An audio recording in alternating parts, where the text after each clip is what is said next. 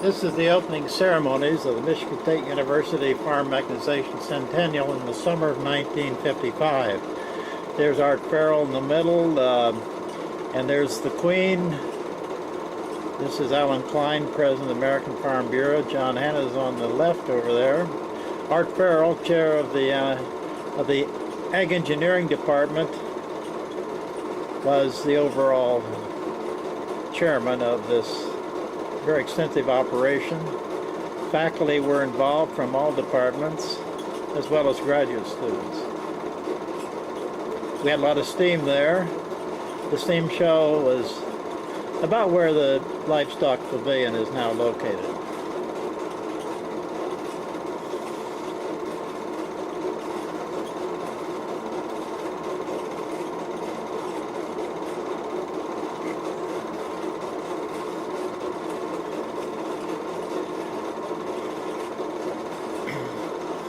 My father, brother, and my mother came up to this event.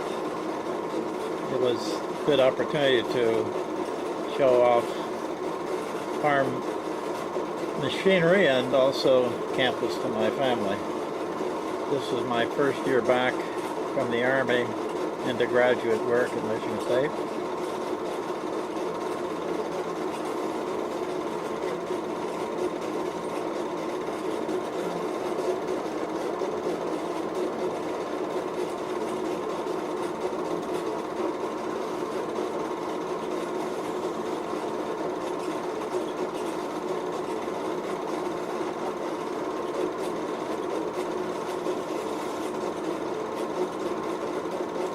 An old case tractor.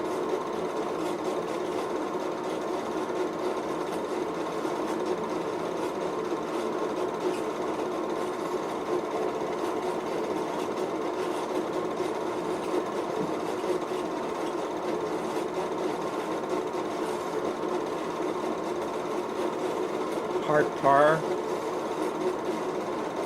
Familiar names in the era of steam engine. This is a demonstration of tractor safety and how easy it is to turn a tractor over.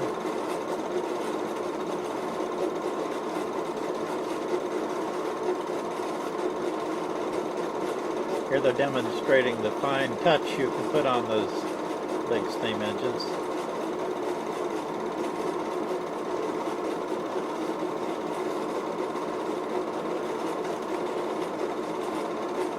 And they poured out a lot of smoke, which people didn't seem to mind too much. Brought back a lot of memories to quite a few there. There's a steam tractor pulling a Caterpillar backwards that was at its gear going forward. Here's my father.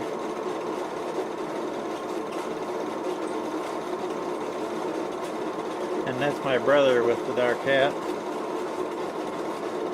There was a group of Russian agriculturalists that attended this event. That's a picture of them there.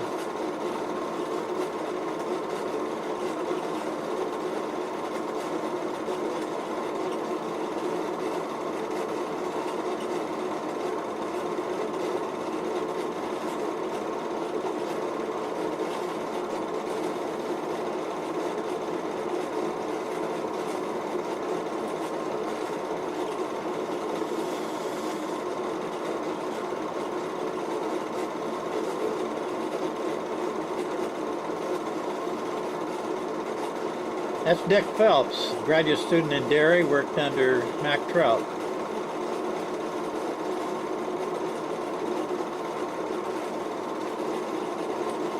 And we had a pageant, a major event. That's Charlie Beer, a friend of mine and a grad student in Ag Econ. We had a historical pageant called Land of Plenty. I think that's Ben French, who is a faculty member in our department. Anyway, they displayed all kinds of equipment, from horse-drawn, oxen-drawn, to the more modern pieces of farm equipment that came along many, many years later. As you can imagine, organizing this pageant was a major event.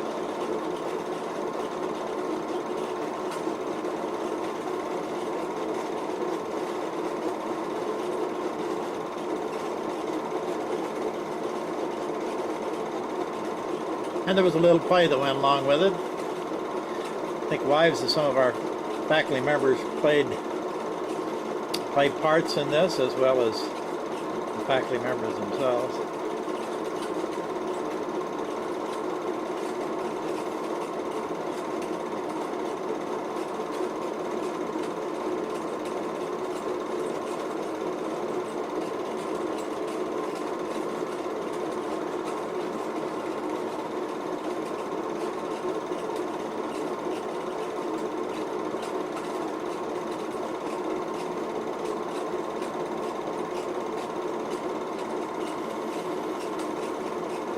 That's Jerry Quackenbush with a cigarette. Jerry was a faculty member in our department in dairy marketing.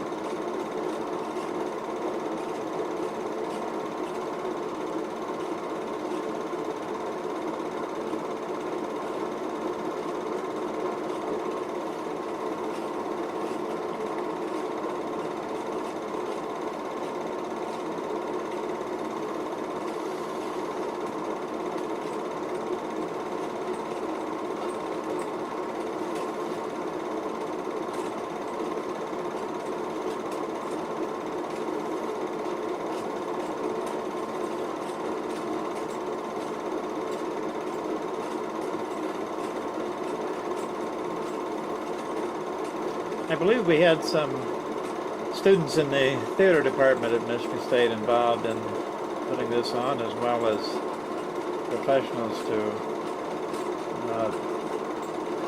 put makeup on the actors.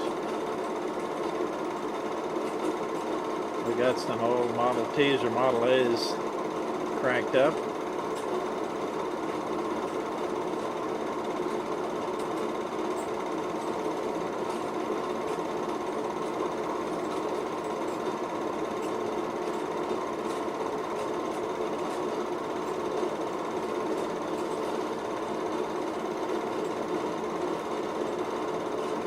That tractor is a little more familiar to me than those we saw before. That's Bob Marshall, graduate student Ag Econ from Ontario.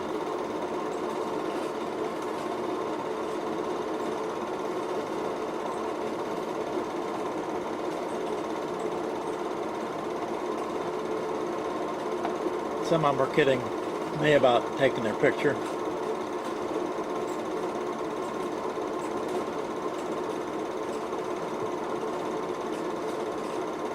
Three of the women in the pageant showed a little bit of what they went through out on the stage, which was basically the front porch of a farmhouse.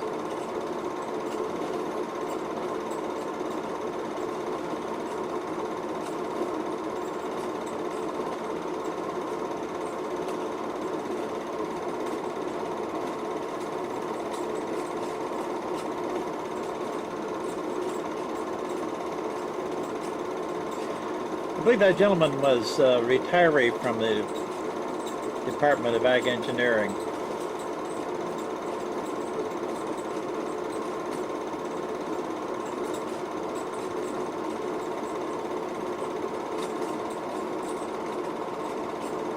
Some of the other actors and actresses. To top it off, they had an automatically driven Ford tractor.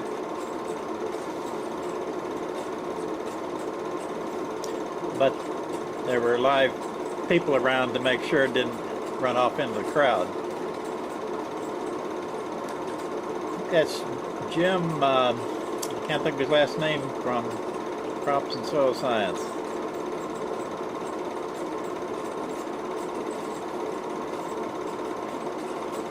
There's Harold Riley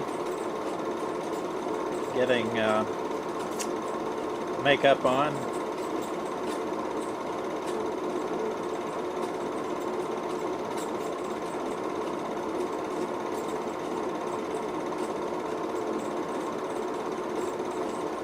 and a group that I think enjoyed the event.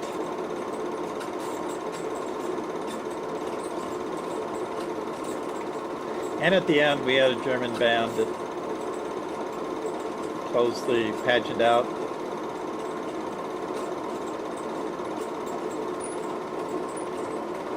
And that's me after my makeup was removed and my mother dead.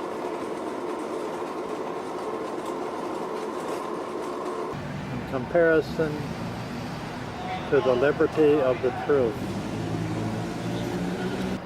I should mention the boxing of Mary Dye's statue is due to the construction here on the grounds of the State House. Obviously, there was a period where Quakers in the New England states were tortured, in this case killed, and many the Quakers shifted south toward Philadelphia and Wilmington, Delaware, as did the Ferris family out of Connecticut in the 1700s. Okay. We're sitting on one of the Marriott new condos on the 19th floor of what had been the Custom House, which in its prime was a major contributor to the U.S. economy. It was the tallest building in the city of Boston, and was one of the primary expenditures of the federal government when it was constructed in the mid-1800s. It was initially commissioned during the presidency of Andrew Jackson and was completed when President Polk was in office. The condo here has some nice white fittings in terms of a mini kitchen with a microwave and a nice sized little refrigerator. The sofa here is a pull-out, so the suite could accommodate 4 persons. There's a king-size bed in the bedroom. There are very nice views from almost all angles, and this particular that are not available in other timeshares that Marriott owns.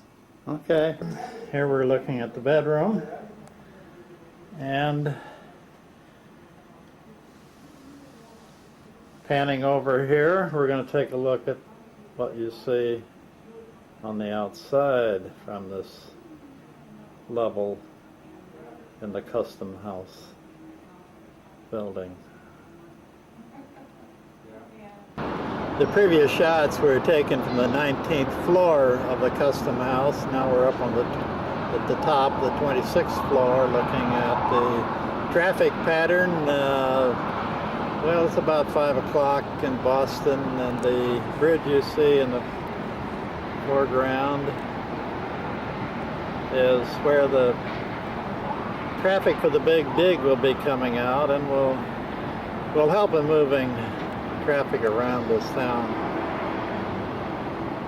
immensely, according to Bostonians. And this is just a shot of the harbor you have from the top of the Custom House, which for 30 years was the tallest structure in Boston. This is looking northeast. See, we're now looking down on the Quincy Market and Faneuil Hall.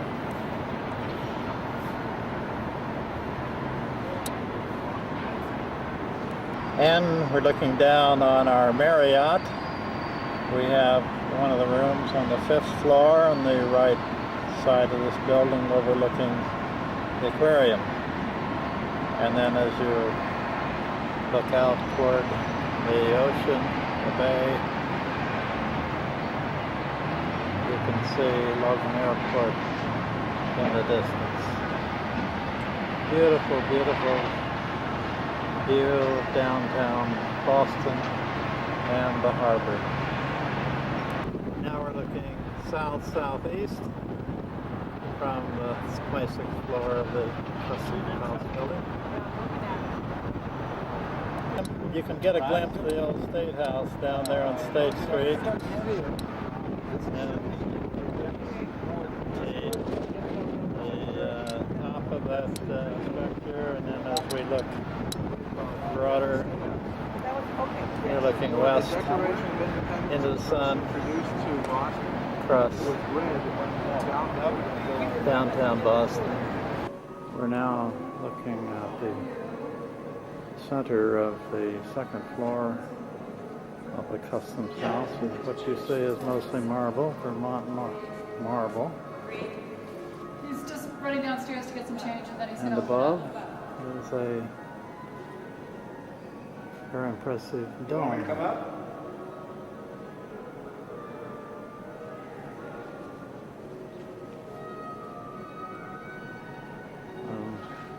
Beautiful interior of this 150-year-old plus building.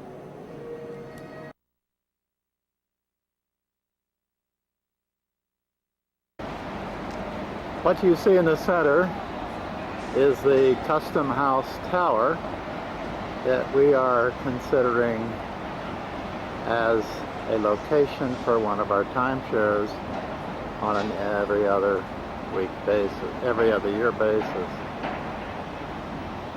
Really an outstanding historical structure for Boston. This is the Back Bay area. I'm looking west on Commonwealth Avenue, a very, very pretty street with a mall in between.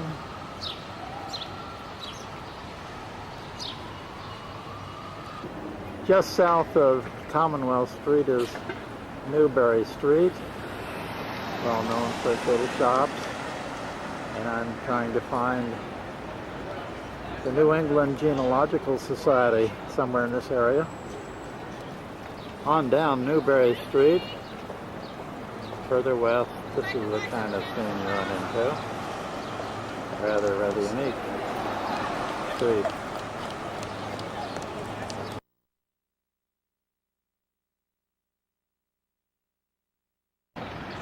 I guess this is what you would call a tunnel of hibiscus. Looking over, this is on the north side of the Marriott Hotel, and behind the prominent tower of the what's now called the Marriott Customs House.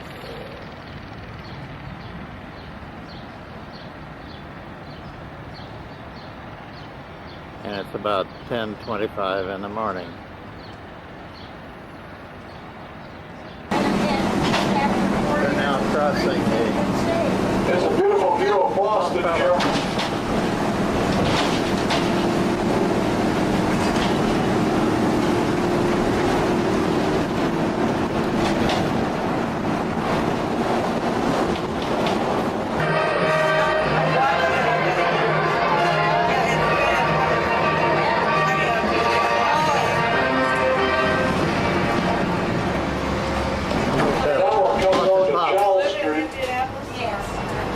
Is also called Antique Row.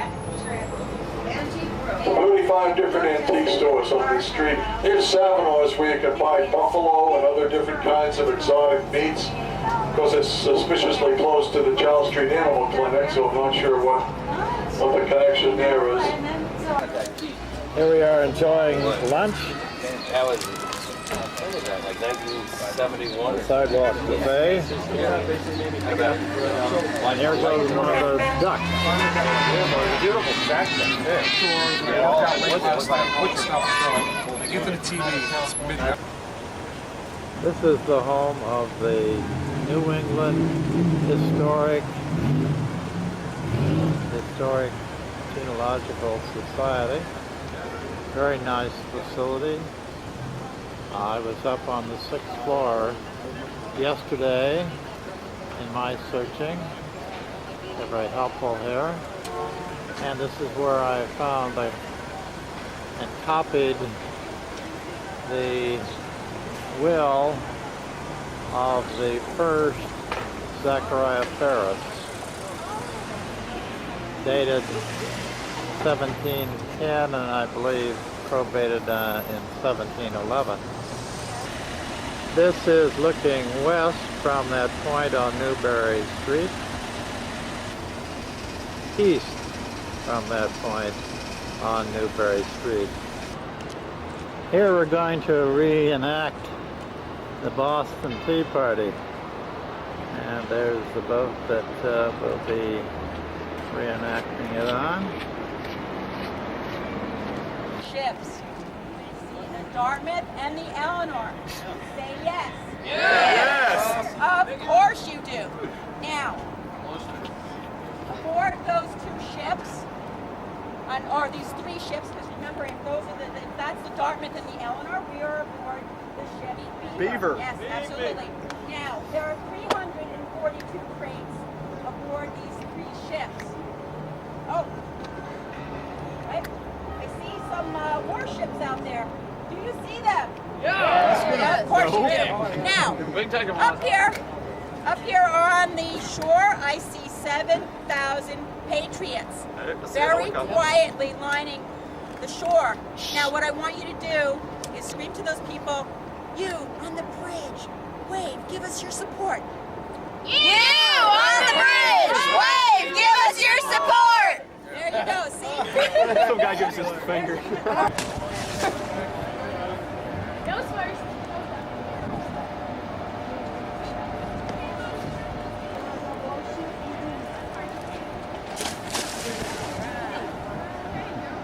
There the tea is going overboard and then being roped back in. Great fun.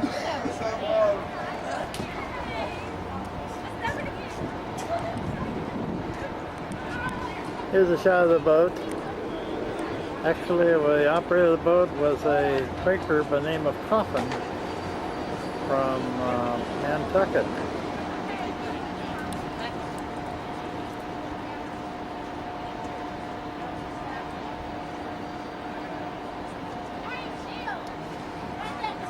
Crates of tea. What do you suppose we did with it?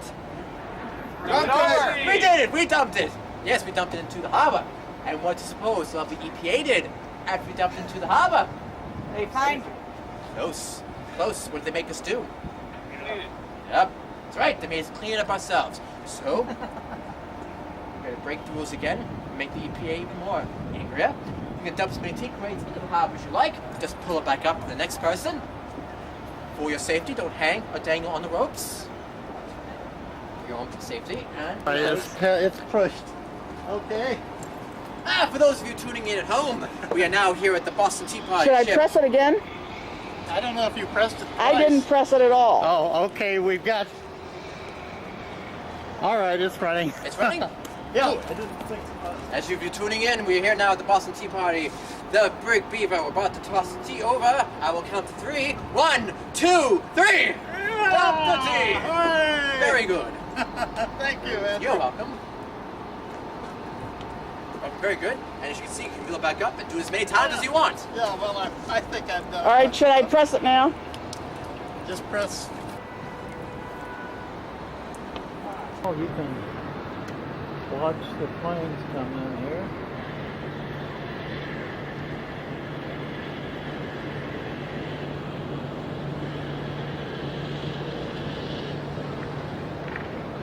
And you can look at the harbor. And the big boats that are down and docked along Long Wharf.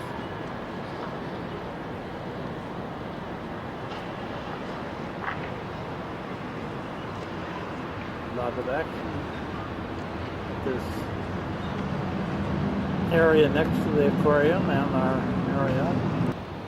Well, here we are looking down on a couple big boats just below us. And if you look out into the Boston Harbor, you can see quite a bit of activity. Sailboats. Yeah, really a lot going on between here and the airport. We've had so many beautiful afternoons, I'm probably extending my capturing of the beautiful harbor here in downtown Boston. This appears to me as a really pretty great shot of the old State House. It's not exactly where you'd want it, but you know, that among the tall buildings, I like that shot. Really, an authentic building relative to the early history of Boston. Well, here we are. This is Harvard Yard. Late in the afternoon, about 7:20 on May the 10th. Beautiful flowers, fragrance there. I'm not sure who we're looking at here. Over here. But anyway, this is what Harvard Yard looks like. Had a beautiful time of the year.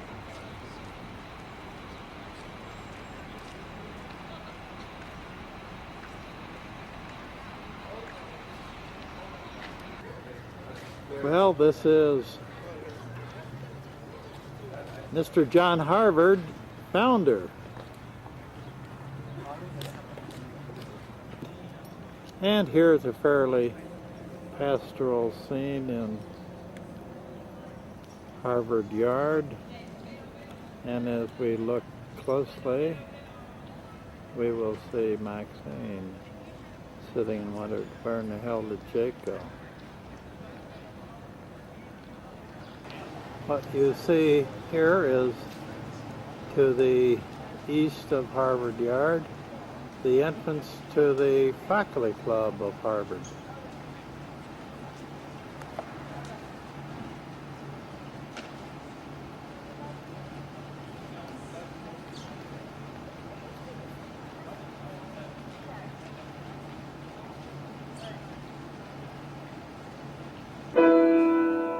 Looking at the entry to the faculty club at Harvard. Nice music being played in the background. Very, very elegant entry here.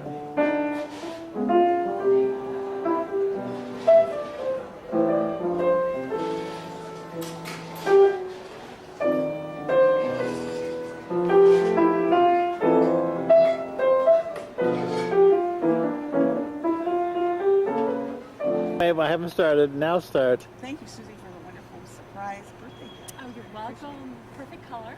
It's a great color. We've loved having a chance to get together with you again this year. Oh, it's great. It's great.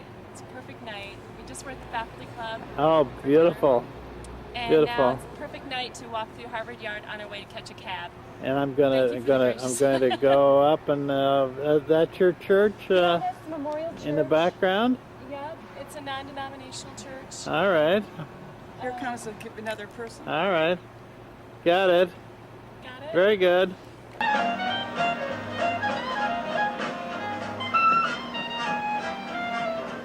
My father was then working. Defend the Constitution of the United States. Preserve, protect, and defend the Constitution of the United States. So help me God. So help me God.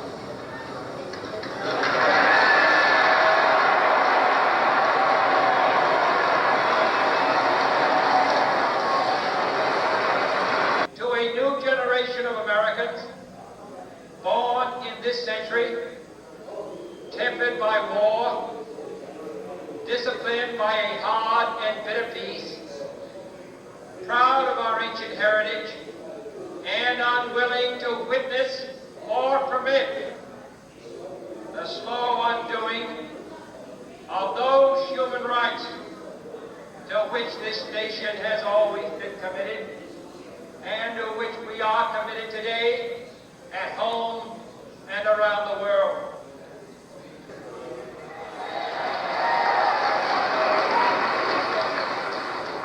In the long history of the world, only a few generations have been granted the role of defending freedom in its hour of maximum danger.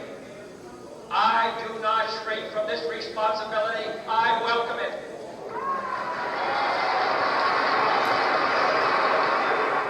I do not believe that any of us would exchange places with any other people or any other generation. The energy, the faith, the devotion which we bring to this endeavor will light our country and all who serve it. And the glow from that fire can truly light the world.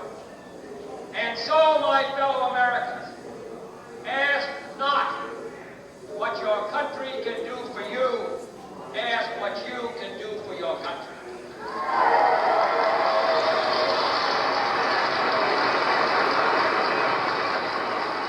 My fellow citizens of the world, ask not what America will do for you, but what together we can do for the freedom of man.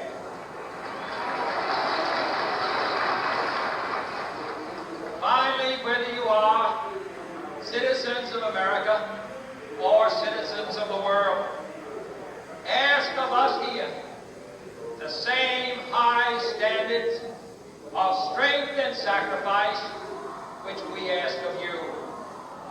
With a good conscience, our only sure reward, with history the final judge of our deeds, let us go forth to lead the land we love, asking his blessing and his help, but knowing that here on earth, God's word must truly be our own.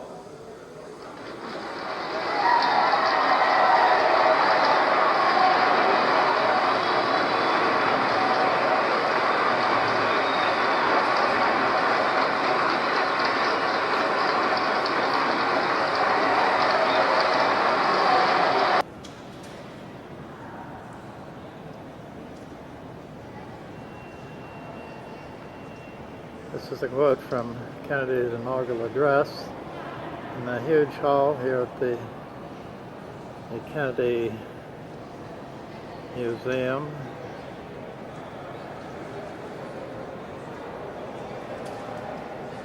And this is the hallway.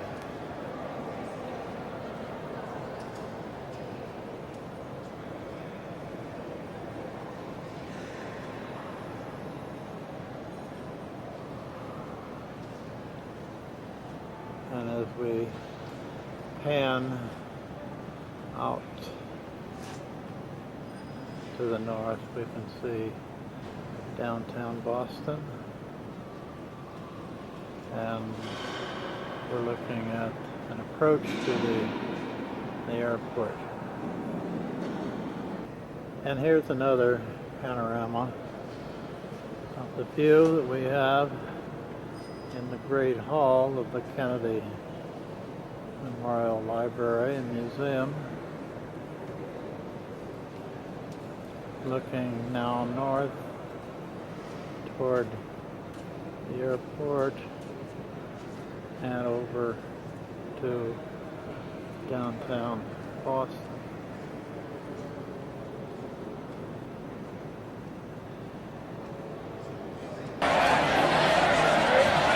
Well, it's Friday night at Pia's at Long Wharf. This is really a pretty swinging place. Look at the outside crowd.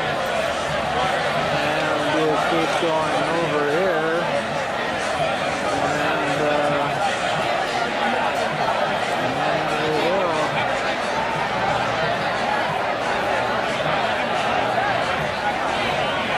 Also, for whatever it's worth, you can get a lobster dinner here for about $13. We had a good meal the other night, and I think this is where we're going to go tonight. Maybe after this crowd thins out just a little bit.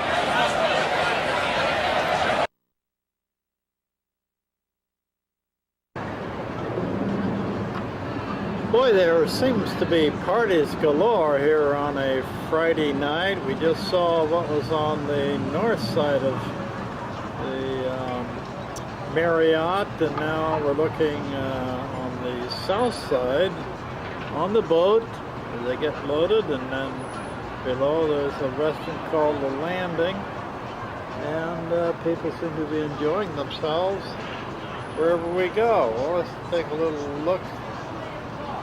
Huh? Go. All right, I'll go. This place is going a little bit wild now that the boat is taking off. See a little bit of activity down there.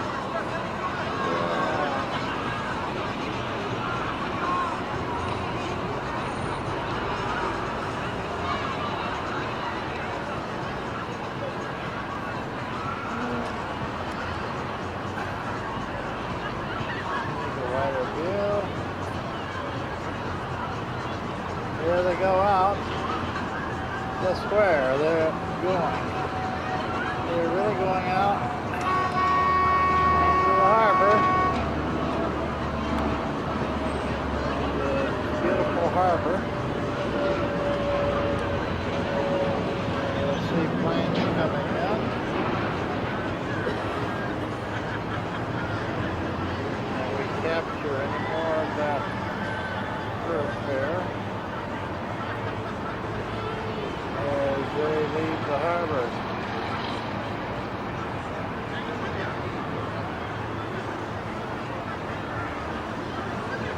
Must be a Friday night thing, maybe.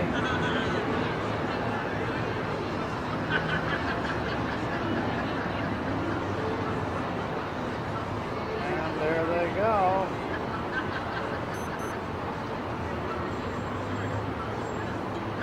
And here's their long distance shot. Happy partygoers. Well, we're taking a shot of the Marriott Custom House at night, looking up to the top of the tower and the clock. Let's come back down and let's take a close-up look at that clock. This is kind of interesting. Remember that 007 party? Yeah. That's what it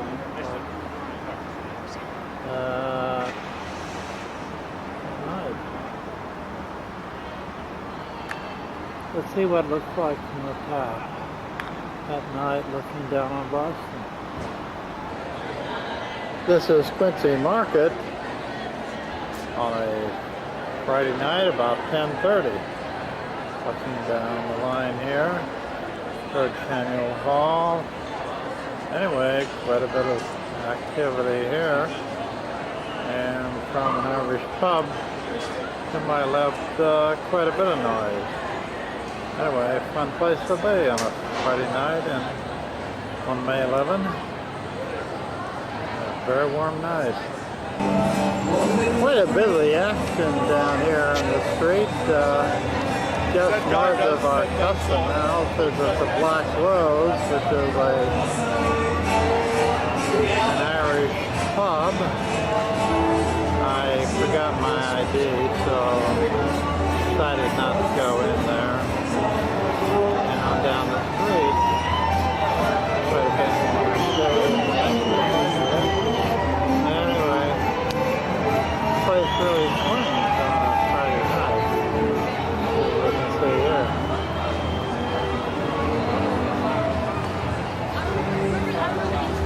And there's, you want to take a horse around? There's a buggy ride for you. Right there, 10:30 on a Friday night. Well, here we are atop the Custom House Tower, taking shots of the Marriott Hotel below to the east and the harbor, and you'll see a couple of airplanes coming into the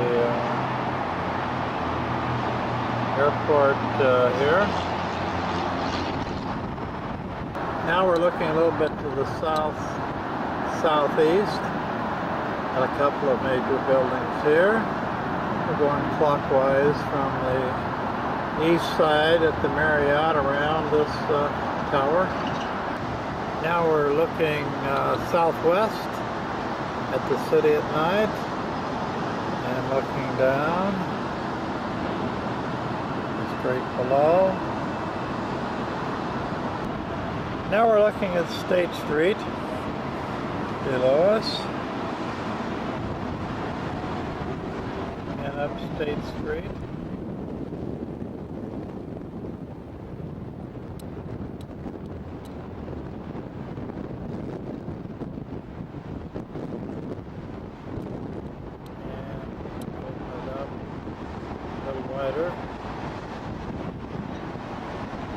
And here it is, 10:30 at night. We're looking north on Interstate 93, and you can see they still have a lot of traffic here, even at this time of night. And that's what it looks like. Here's that new bridge that's supposed to help remove some of that congestion when the big dig is done. Anyway, even at night, there's a lot of traffic. I'm talking about almost 11 o'clock on a Friday night. And looking straight down, there's the Quincy Market, and you simply move up Quincy Market, and at the end is the famous Centenial Hall.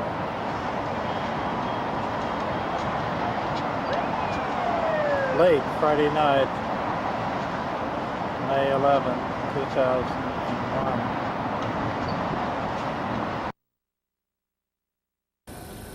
We're on a tour. Lots of times in the summer, there'll be weddings over the band concert. They'll take pictures of the entire Pride ensemble. We're going to stop for a moment up here at the Witch Museum. It's a multimedia museum of the Witch Hysteria days. If you have an opportunity, see it. And if you think it looks like a church, but if you get off here, we'll pick you up in about an hour. Actually, within a 5-minute walk of almost everything. Well, yeah, that's great. All right. Notice this witchy looking person up here, as some people would say, the statue. That's not really a witch, that's Roger Conan, who founded Salem. But you'll notice the bullet holes around his knees. About 20 years ago, I'm told that somebody read an article in one of the national publications that accused that was a statue of a witch. Because they don't have warlocks or male witches, but they said it was. And what happened is somebody came and sat in the common and put 3 bullets into poor Roger. The only thing he got out of that was a few nights in jail, this city jail.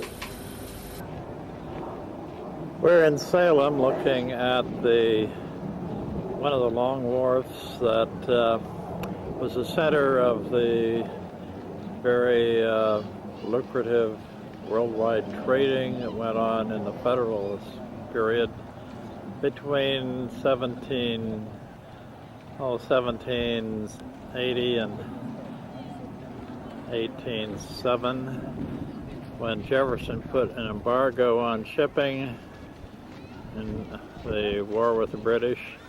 Anyway, in the distance you will see the custom house where at one time about 90% of the financing of this area was from custom duties that were collected in this building, and the Hawthorne worked here, and you can see an eagle that is wooden but covered with gold. Well, here we are at one of the famous spots in Salem, This is a clinic, and it is a memorial to Lydia E. Pinkham.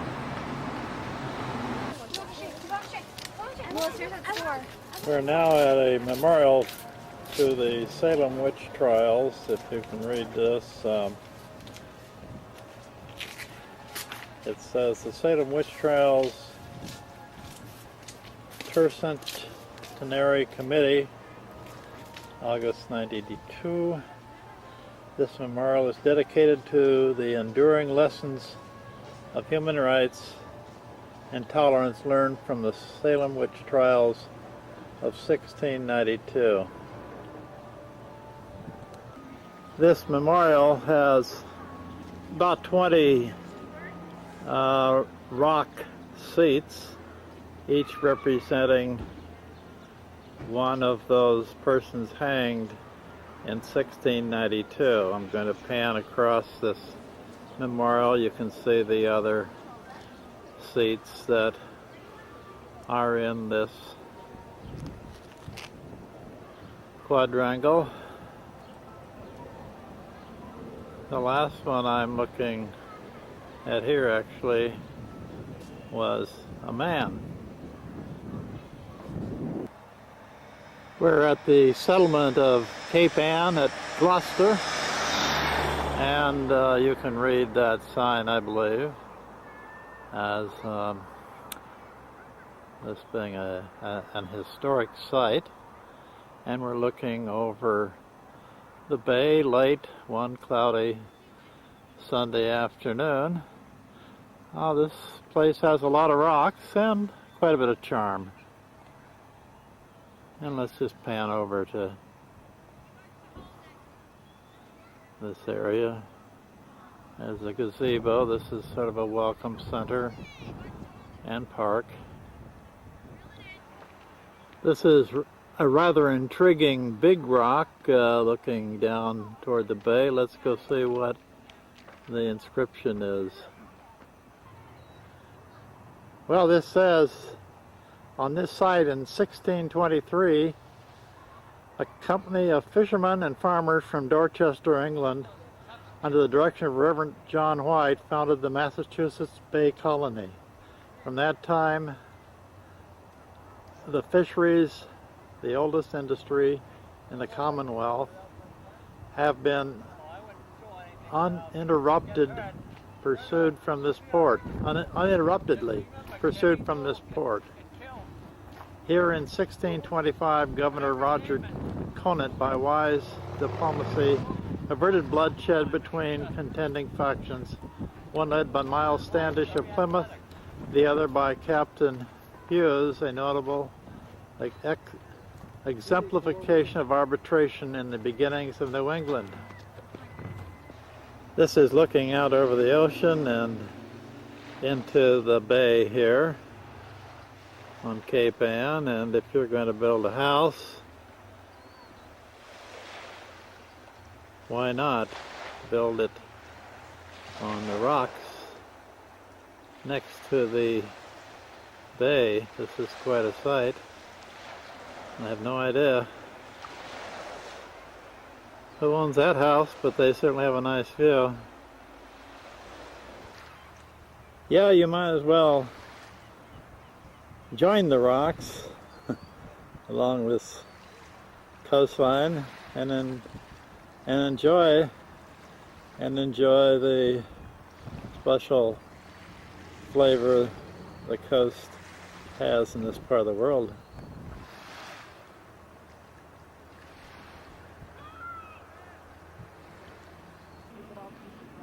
This is the Gloucester Fishermen's Memorial, covering about nearly 400 years of history of fishing in Gloucester, commemorating the loss of 5,200 men in their fishing endeavors.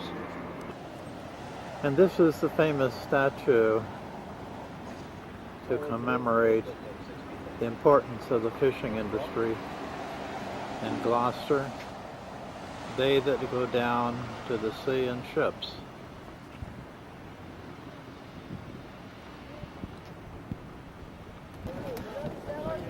Well, here we are at the harbor at Rockport, and we found this pretty much a residential community and just a little bit touristy.